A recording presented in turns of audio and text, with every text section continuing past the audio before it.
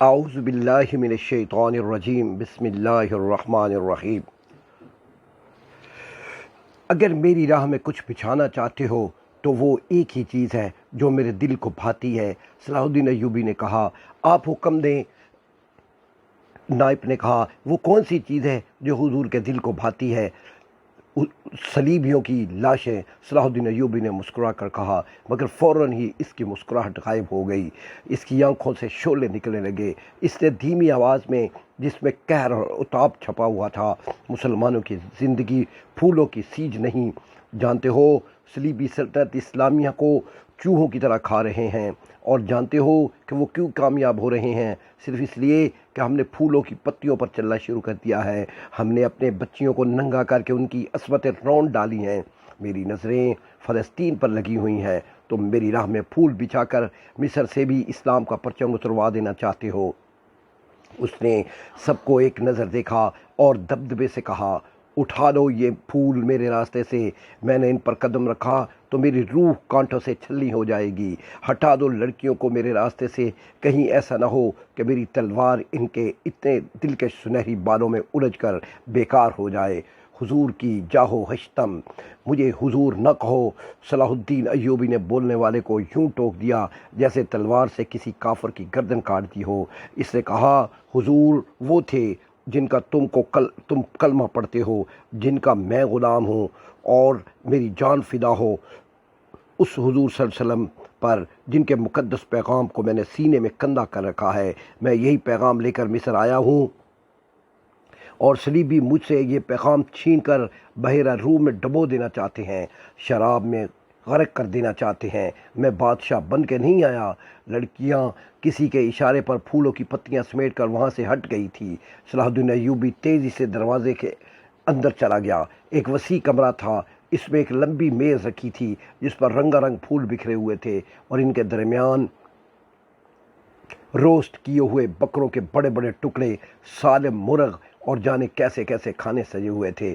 صلاح الدین ایوبی رک گیا اور اپنے نائب سے پوچھا، کیا مصر کا ہر ایک باشندہ اسی قسم کا کھانا کھاتا ہے؟ نہیں حضور، نائب نے جواب دیا، غریب لوگ تو ایسے کھانے کے خواب بھی نہیں دیکھ سکتے۔ تم سب کس قوم کے فرد ہو؟ صلاح الدین ایوبی نے کہا، کیا ان لوگوں کی قوم الگ ہے جو ایسے کھانوں کے خواب بھی نہیں دیکھ سکتے؟ کسی طرف سے کوئی جواب نہ پا کر اس نے کہا، اس جگہ جس قدر ملازم ہیں اور یہاں جتنے سپاہی ڈیوٹی پر ہیں ان سب کو اندر بلاؤ، یہ کھانا انہیں کھلا دو۔ اس نے لپک کر ایک روٹی اٹھائی اور اس پر 2-3 بوٹیاں رکھیں اور کھڑے کھڑے کھانے لگا۔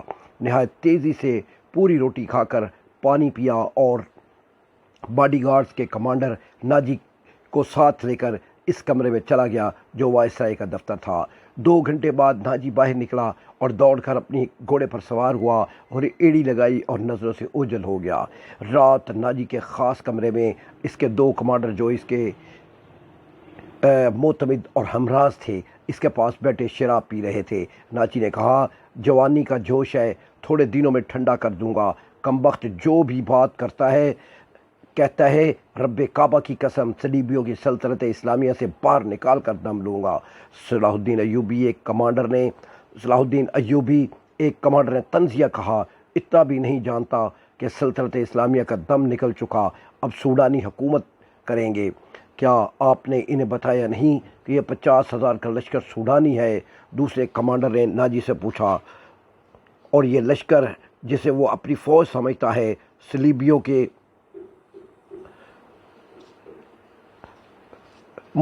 حق میں لڑے گا، تمہارا دماغ ٹھکانے ہے؟ اور اردویش، ناجی نے کہا، میں اسے یہ یقین دلا آیا ہوں کہ یہ 50,000 سوڈانی شیر اس کے اشارے پر صلیبیوں کے پڑخچے اڑا دیں گے۔ لیکن ناجی چپ ہو کر سوچ میں پڑ گیا، لیکن کیا اس نے مجھے حکم دیا ہے کہ مصر کے باشندوں کی ایک فوج تیار کرو؟ ناجی نے کہا، اس نے کہا ہے کہ ایک ہی ملک کی فوج مناسب نہیں ہوتی، وہ مصر کے لوگوں کو بھرتی کر کے ہماری فوج میں شامل کرنا چاہتا ہے۔ تو آپ نے کیا جواب دیا؟ میں نے کہا، آپ کے حکم کی تعمیل ہوگی۔ ناجی نے جواب دیا، مگر میں ایسے حکم کی تعمیل نہیں کروں گا۔ مزاج کا کیسا ہے؟ اردویش نے پوچھا۔ خدا کا ضد کا پکا معلوم ہوتا ہے، ناجی نے جواب دیا، آپ کی دانش اور تجربے کے سامنے تو وہ کچھ بھی نہیں لگتا۔ دوسرے کمانڈر نے کہا، नया नया अमीर मिस्र बन के आया है, कुछ रोज़ ये नशा तारी रहेगा, मैं ये नशा उतरने नहीं दूंगा। नाजी ने कहा, इसी नशे में बदमस्त करके मारूंगा। बहुत देर तक ये तीनों सलाहुद्दीन अय्यूबी के ख़िलाफ़ बातें करते रहे और इस मसले पर गौर करते रहे कि अगर सलाहुद्दीन अय्यूबी ने नाजी की बेताज बादशाही के लिए ख़तरा पैदा कर दिया तो वो क्या कार्रवाई करेंगे। इधर सलाहुद्दीन अय्यूबी अपने नायबीन को सामने बिठाए ये ज़ेनशीन करा रहा था कि वो हुकूमत करने नहीं आया और ना किसी को हुकूमत करने देगा। इसने इन्हें कहा कि इसे जंगी ताकत की ज़रूरत है और इसने ये भी कहा कि यहाँ का फ़ौजी ढांचा बिल्कुल पसंद नहीं। 50,000 बॉडीगार्ड सूडानी हैं। हमें हर खित्ते के बाशिंदों को ये हक़ देना है कि वो हमारी फ़ौज में आएँ और अपने जौहर दिखाएँ और माल गनीमत में से अपना हिस्सा वसूल करें। यहाँ के अवाम का मेयार ज़िंदगी इसी तरह बुलंद हो सकता है। सलाहुद्दीन अय्यूबी ने उन्हें बताया कि मैंने नाजी से कह दिया है कि वो आम भर्ती शुरू कर दे। क्या आपको यकीन है कि वो आपके हुक्म की तामील करेगा? एक नाज़म ने इससे पूछा, क्या वो हुक्म की तामील से गुरेज़ करेगा? वो गुरेज़ कर सकता है। नाज़म ने जवाब दिया, फ़ौजी उमूर उसी के सुपुर्द है, वो किसी से हुक्म नहीं लिया करता, वो अपनी मनवाया करता है। सलाहुद्दीन अय्यूबी खामोश रहा, जैसे इस पर कुछ असर ही ना हुआ हो। इसने सबको रुखसत कर दिया और सिर्फ अली बिन सुफियान को अपने साथ रखा। अली बिन सुफियान जासूसी और जवाबी जासूसी का माहिर था। उसे सलाहुद्दीन अय्यूबी बगदाद से अपने साथ लाया था। वो ढेर उम्र आदमी था, अदाकारी, चरब ज़बानी, भेस बदलने में महारत रखता था। जंगों में इसने जासूसी की थी और जासूसों को पकड़ा भी था। इसका एक अपना ग्रोह था जो आसमान से तारे भी तोड़ ला सकता था। सलाहुद्दीन अय्यूबी को जासूसी की अहमियत से वाकफियत थी। फ़नी महारत के अलावा अली में वही जज्बा था जो सलाहुद्दीन अय्यूबी में था। तुमने सुना अली? सलाहुद्दीन ने कहा, ये लोग कह रहे हैं कि नाजी किसी से हुक्म नहीं दिया करता, अपनी मनवाया करता है। हाँ, अली ने जवाब दिया, मैंने सुन लिया है। अगर मैं चेहरे पहचानने में गलती नहीं करता तो मेरी राय में बॉडी गार्ड्स का ये कमांडर, इसका नाम नाजी है, नापाक ज़हनियत का इंसान है और इसके मुतल्लिक मैं पहले से भी कुछ जानता हूँ। ये फ़ौज जो हमारे ख़जाने से तनख्वाह लेती है, दरअसल नाजी की ज़ाती फ़ौज है। इसने हुकूमती हलकों में ऐसी साजिशें की हैं कि जिन्होंने इंतज़ामी ढांचे को बेहद कमज़ोर कर दिया है। आपका ये फ़ैसला बिल्कुल बजा है कि फ़ौज में यहाँ के हर शोबे के सिपाही शामिल होने चाहिए। मैं आपको तफसीली मालूमात फ़राहम करूँगा। मुझे शक है कि सूडानी फ़ौज नाजी की वफ़ादार है, हमारी नहीं। आपको इस फ़ौज की तरबियत और तंजीम बदलनी पड़ेगी या नाजी को सबकदोश करना पड़ेगा। मैं अपनी सफ़ों में ही अपने दुश्मन पैदा नहीं करना चाहता। सलाहुद्दीन अय्यूबी ने कहा, नाजी का घर का भेती है, इसे सबकदोश करके अपना दुश्मन बना लेना दानिशमंदी नहीं, और हमारी ये तलवारें गैरों के लिए हैं, अपनों का खून बहाने के लिए नहीं। मैं नाजी की जहनीत को प्यार और मोहब्बत से बदल सकता हूँ। मैं इस फ़ौज की जहनीत मालूम करने की कोशिश करूँ। मुझे सही इत्तला दो कि फ़ौज कहाँ तक हमारी वफ़ादार है। मगर नाजी इतना कच्चा आदमी नहीं था। इसकी जहनीत प्यार और मोहब्बत के बखेड़ों से आज़ाद थी।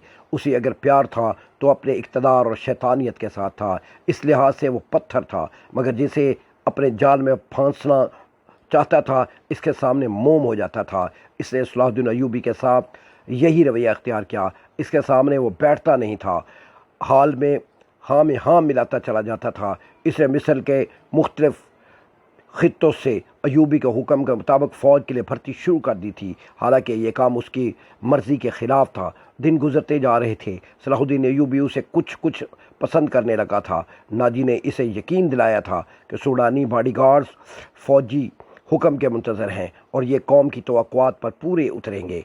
नाजी सलाहुद्दीन अय्यूबी को 2-3 मरतबा कह चुका था कि वो बॉडी गार्ड्स की तरफ से उसे दावत देना चाहता है और फ़ौज इसके एजाज़ में जश्न मनाने के लिए बेताब है, लेकिन सलाहुद्दीन अय्यूबी मसरूफ़ियत की वजह से ये दावत कबूल नहीं कर सकता था।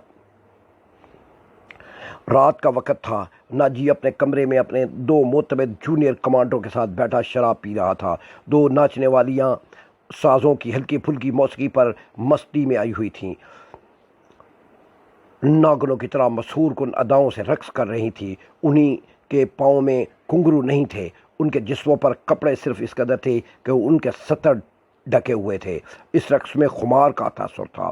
دربان اندر آیا اور ناجی کے کان میں کچھ کہا۔ ناجی جب شراب اور رقص میں محو ہوتا تھا تو کوئی مخل ہونے کی جرت نہیں کر سکتا تھا۔ صرف دربان کو معلوم تھا کہ وہ کون سا ضروری کام ہے جس کی خاطر ناجی عیش و طرب کی محفل سے اٹھا کرتا ہے، ورنہ وہ اندر آنے کی اجازت نہ کرتا۔ اس کی بات سنتے ہی ناجی باہر نکل آیا اور دربان اسے دوسرے کمرے میں لے آیا۔ وہاں سوڈانی لباس میں ملبوس ایک ادھیڑ عمر آدمی بیٹھا ہوا تھا۔ اس کے ساتھ ایک جوان لڑکی تھی۔ ناجی کو دیکھ کر وہ اٹھی۔ ناجی اس کے چہرے اور قد کاٹ کی دلکشی دیکھ کر ٹھٹک گیا۔ وہ عورتوں کا شکاری تھا۔ اسے عورتیں صرف اپنی عیاشی کے لیے درکار نہیں ہوتی تھی، اس سے وہ اور بھی کئی کام لیا کرتا تھا، جن میں ایک یہ تھا کہ وہ نہایت خوبصورت اور 4 لڑکیوں کے ذریعے بڑے بڑے افسروں کو اپنی مٹھی میں رکھتا تھا، اور ایک کام یہ بھی تھا کہ وہ انہیں امیروں وزیروں کو بلیک میل کرنے کے لیے استعمال کرتا تھا، اور ان سے وہ جاسوسی بھی کراتا تھا۔ جس طرح قصاب جانوروں کو دیکھ کر بتا دیتا ہے کہ اس کا گوشت کتنا ہے، اس طرح ناجی لڑکی کو دیکھ کر اندازہ کر لیا کرتا تھا کہ یہ کس کام کے لیے موزوں ہے۔ لڑکیوں کے بیوپاری اور پردہ فروش اکثر ناجی کے پاس مال لاتے رہتے تھے۔ یہ آدمی بھی ایسے ہی بیوپاریوں میں سے لگتا تھا۔ لڑکی کے متعلق اس نے بتایا کہ تجربہ کار ہے، ناچ بھی سکتی ہے اور پتھر کو زبان کے میٹھے زہر سے پانی میں تبدیل کر سکتی ہے۔ ناجی نے اس کا تفصیلی انٹرویو لیا۔ وہ اس فن کا ماہر تھا۔ اس کے مطابق اس نے لڑکی کا امتحان لیا اور اس نے یہ رائے قائم کی کہ اس کام کے لیے وہ ایک اور لڑکی کو تیار کر رہا تھا۔ اس کے لیے یہ لڑکی تھوڑی سی ٹریننگ کے بعد موزوں ہو سکتی ہے۔ سودا طے ہو گیا۔ بیوپاری قیمت وصول کر کے چلا گیا۔ تاجی لڑکی کو اس کمرے میں لے گیا جہاں اس کے 2 ساتھی رقص اور شراب سے دل بہلا رہے تھے۔ اس نے لڑکی کو ناچنے کے لیے کہا۔ لڑکی نے جب چوغا اتار کر جسم کو 2 ہی بل دیے تو ناجی اور اس کے ساتھی تڑپ اٹھے۔ پہلے دونوں ناچنے والوں کے رنگ پیلے پڑ گئے۔ اس نئی لڑکی کے سامنے ان کی قدر و منزلت کم ہو گئی تھی۔ ناجی نے اسی وقت محفل برخاست کر دی اور اس لڑکی کو اپنے پاس بٹھا کر سب کو باہر نکال دیا۔ لڑکی نے سے نام پوچھا۔ اس نے زکوئی بتایا۔ ناجی نے اسے کہا، زکوئی، تمہیں یہاں لانے والے نے بتایا تھا کہ تم پتھر کو پانی میں تبدیل کر سکتی ہو۔ میں تمہارا یہ کمال دیکھنا چاہتا ہوں۔ وہ پتھر کون ہے؟ زکوئی نے کہا، نیا امیر مصر۔ ناجی نے جواب دیا، وہ سالار اعظم بھی ہے، صلاح الدین ایوبی۔ زکوئی نے پوچھا، ہاں، صلاح الدین ایوبی۔ ناجی نے کہا، اگر تم اسے پانی میں تبدیل کر دو تو ہماری تلوار غیروں کے لیے